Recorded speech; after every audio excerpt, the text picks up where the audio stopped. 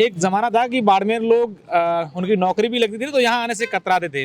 नेता ये दावे करते रहते हैं कि हम लोगों ने जो है यहाँ पर पानी की समस्या का समाधान करवा दिया, लेकिन असल में ऐसा है नहीं। यहाँ के लोग काबिल हैं, कंपनियों में काम कर सकते हैं, लेकिन उनको मौका नहीं मिलता है। पीछे वाली सीट पे तो बाहर के लोग अधिकारी बैठ जाते हैं। ग्रामीण क्षेत्रों में आज भी सड़कें जो हैं वो भ्रष्टाचार की भेंट चढ़ रही हैं। बाड़मेर के लोग समझ गए हैं कि कौन मुद्दों की बात कर रहा है, कौन विकास की बात कर रहा है और कौन हमारा विकास करवाएगा। सीधे और सरल लोग यहाँ के हैं। हालांकि रिफाइनरी आने के बाद शहर में थोड़ी सी तेजी आई है, लेकिन बात करने से लोग अभी भी कतराते हैं। हमारे साथ अशोक शेरा हैं, ख्यातनाम यहाँ के जर्नलिस्ट हैं, डिजिटल की दुनिया में काफ़ी फेमस हैं, और हम जानेंगे कि बाड़मेर की समस्याएं क्या है, बाड़मेर के मुद्दे क्या हैं, बाड़मेर की तबीयत क्या है। अशोक जी, हमसे बात करने के लिए पहले बहुत बहुत धन्यवाद आपका। शुक्रिया। सबसे पहले तो आपका स्वागत, आपकी पूरी टीम का हमारे चुनावी चर्चा करने के लिए बाड़मेर आए हैं। जी जी। एक जमाना था कि बाड़मेर लोग उनकी नौकरी भी लगती थी तो यहाँ आने से कतराते थे, लेकिन आजकल बाड़मेर काफ़ी चर्चाओं में और बड़े बड़े मीडिया हाउसेज यहाँ आकर के लोगों से प्रतिक्रियाएं लेते हैं कि बाड़मेर में क्या चल रहा है। जी जी। हालांकि राजनीति का ये चुनावी दौर है, तो अगर बात करें यहाँ के मुद्दों की तो बाड़मेर में कई सारे ऐसे मुद्दे हैं। अगर बात यहाँ के लोगों के पानी की समस्या की करें तो एक नेता ये दावे करते रहते हैं कि हम लोगों ने जो है यहाँ पर पानी की समस्या का समाधान करवा दिया, लेकिन असल में ऐसा है नहीं। ग्रामीण क्षेत्रों में आज भी जाएं, आप बॉर्डर इलाके में चले जाइए, हालांकि कई जगह पर नहरी पानी आने से लोगों ने अपनी खेती भी शुरू कर दी, लेकिन कुछ गांव ऐसे भी हैं जिनको पानी के लिए रात को 3 बजे घर की महिलाओं को उठना पड़ता है और कतारों में खड़ी होकर के बेरियों पर जाकर के पानी लाना पड़ता है।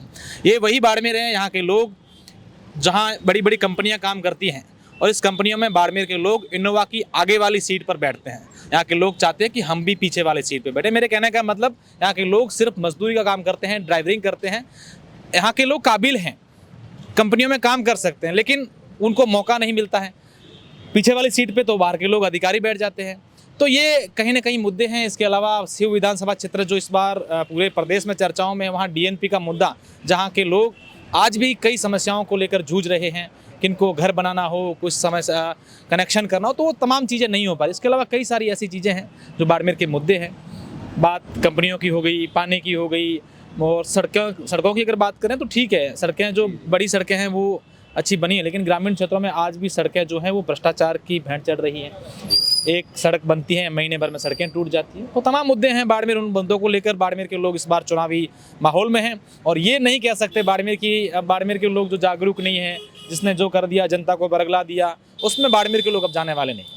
एक पहले कहता था कि हेला हो गया, या पीर पगारों का आदेश आ गया, या किसी मठ से आदेश आ गया, वोट उसको पड़ेंगे। अब वो टाइम नहीं है, लोग चुप हैं। क्या कारण है? नहीं, आप सही कह रहे हैं। वो हेला आ गया, वो अब बात नहीं है बाड़मेर में। बाड़मेर के लोग इस बार, जैसा मैंने बताया, कि यहाँ मुद्दों की राजनीति करते हैं। बाड़मेर के लोग समझ गए हैं कि कौन मुद्दों की बात कर रहा है, कौन विकास की बात कर रहा है और कौन हमारा विकास करवाएगा, कौन क्या करेगा। तो वो तमाम चीज़ों को लेकर बाड़मेर के लोग इस बार मतदान करेंगे। हाँ, ये बात कह सकते हैं कि कुछ अभी भी ऐसे इलाके हैं बाड़मेर में जहाँ के लोग इस बात को भी मानते हैं कि वहाँ अभी भी सामाजिक ताना बाना वो भी चल रहा है, कुछ लोग करते भी हैं, लेकिन अधिकतर जो है ये कह सकते हैं कि बाड़मेर के लोग अब जागरूक हैं। यहाँ का जो पॉलिटिकल सेटअप है वो थोड़ा अलग तरीके का है। भयंकर बीजेपी लहर में भी यहाँ कांग्रेस जीत जाती है, और कास्ट एक बड़ा मुद्दा है। क्या लगता है आपको? निश्चित रूप से कास्ट, पूरे राजस्थान में देखा जाए तो कास्ट पे लोग जाति है कि जाति नहीं? हाँ, जाति है कि जाति नहीं, तो ये सही बात है। जाति है कि जाति नहीं कई जगह पर होता है, लेकिन अगर इस बार बाड़मेर में बात करें तो बाड़मेर की 2-3 सीटें ऐसी हैं जो वहाँ पर निर्दलियों का बोलबाला है। कौन कौन सी सीटें?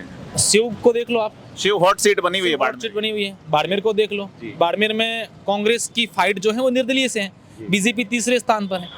तो अब कैसे डेवलप बीजेपी करेगी, इसको लेकर बीजेपी को बहुत सारे प्रयास करने होंगे। और शिव में है तो शिव में आज ये कह सकते हैं कि शिव में कोई एक निर्दलीय टक्कर में है। तो ये भी एक नई चीज़ बाड़मेर के लिए देखने को मिली है। और बाकी तमाम, कभी क्या किस जो गेंद है, कभी किस पाले में, कभी किस उस पाले में, ये तो हो रहा है। ये खनिज के लिए पहचाना जाता है जिला।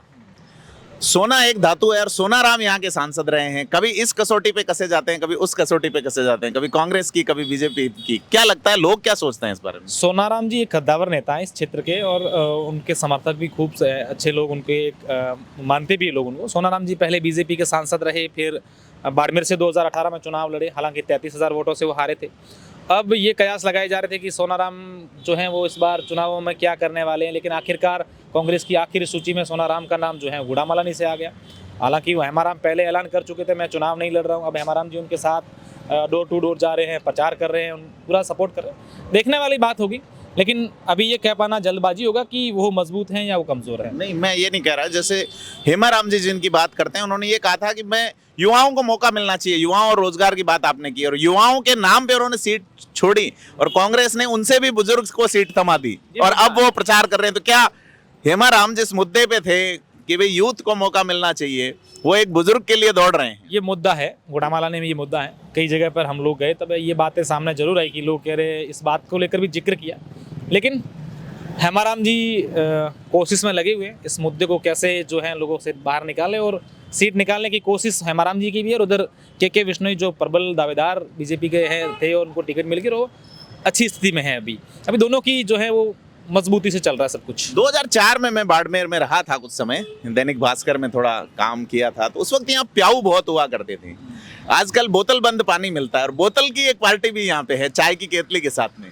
देखिए, बोतल को इस बार जो है राजस्थान, सिर्फ बाड़मेर ही नहीं, राजस्थान की कई विधानसभा क्षेत्रों पर कांग्रेस और बीजेपी के जो नेता थे जिनको टिकट नहीं मिली, उन्होंने अपना विकल्प चुना बोतल को। ये बात आप देखिए कि अगर बाड़मेर की शिव की बात, व्यक्ति का दिल टूट जाता है तो बोतल का विकल्प चुन लेता है। बोतल का विकल्प चुना, तो यही हुआ है राजस्थान में इस बार। बोतल का ये, जैसे अब देखो, आप शिव में पूर्व विधायक थे जालम सिंह रावलोत, वो प्रत्याशी है। चौटन से बीजेपी के जो थे वो अब आरएलपी के से प्रत्याशी है। तो ऐसे और भी जगह हैं। आप दूसरे जिलों की बात करो तो वहाँ कई कांग्रेस के नेता पूर्व विधायक है, वो बोतल का साथ ले लिया। और ये बोतल का साथ तब लिया जब टिकट उनके विधानसभा क्षेत्र से सूची जारी हो गई थी जिस पार्टी से वो ताल्लुकात रखते थे।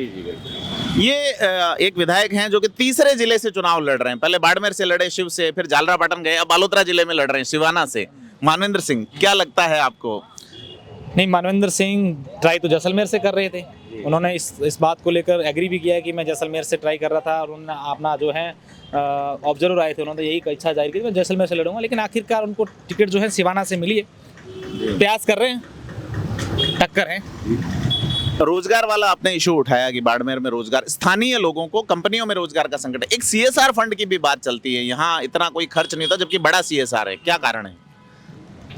जागरूकता की कमी, लोग अवेयर नहीं है, और कुछ लोगों की इसमें जो है मिली भगत होती है। लोगों का जो हक यहाँ के लोगों का होना चाहिए सीएसआर, उसको हड़प ले रहे हैं। यही कारण है कि सीएसआर जो है कंपनियों का, अगर आप देखिए यहाँ कितनी बड़ी कंपनियां काम करती हैं। यहाँ पर तेल खनन को लेकर बहुत एक वृहद स्तर पर काम होता है। यहाँ रिफाइनरी का काम हो रहा है, हालांकि रिफाइनरी अभी तक स्टार्ट नहीं हुई है। तो ये सीएसआर जितना बाड़मेर या आसपास जहाँ होना चाहिए वहाँ नहीं हो रहा है खर्च, तो ये कहीं ना कहीं एक मुद्दा बनेगा इस बार। तो अशोक शेरा जी से हमारी बात हुई। सर, बहुत बहुत धन्यवाद आपको। आपने बाड़मेर के मुद्दे बताए और कहा यूथ और डेवलपमेंट दोनों ही, लोग जागरूक हुए हैं वोट देने को लेकर, लेकिन जागरूक नहीं है अपने हक और हकूक को लेकर। ये जागरूकता भी आएगी, हम इस उम्मीद करते हैं और आपसे अपील करते हैं कि आपने अभी तक अगर हमें लाइक शेयर सब्सक्राइब नहीं किया है तो हमें जरूर सब्सक्राइब का बटन दबा के चुनें। आप मतदाता के रूप में अपना प्रत्याशी चुनें, 25 तारीख को अपना विधायक चुनें, लेकिन आप थिंक को भी जरूर चुनें।